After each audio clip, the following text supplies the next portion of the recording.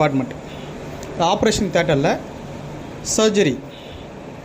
Surgeries எல்லாமே operation தேட்டரில் தான் நடக்கும். இந்த சர்ஜரியை 3 டைப்பாக பிரிப்பாங்க. சர்ஜரி பீரியடை 3 டைப்பாக பிரிப்பாங்க. அது என்ன அப்படின்னா, pre operative, intra operative, post operative.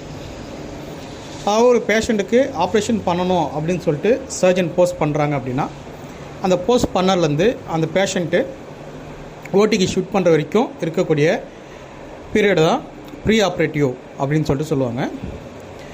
Patient ஓடி உள்ளார வந்துட்டாங்க, சர்ஜரி நடக்குது, சர்ஜரி முடிஞ்சு பேஷண்ட் வெளியில் போகிறாங்க அப்படின்னா, பேஷண்ட் உள்ளார வந்ததுலேருந்து பேஷண்ட் ஓட்டி விட்டு வெளியில் போகிற வரைக்கும் அந்த இன்பிட்வீன் டைம் தான் இன்ட்ரா ஆப்ரேட்டிவ் அப்படின்னு சொல்லிட்டு சொல்லுவாங்க.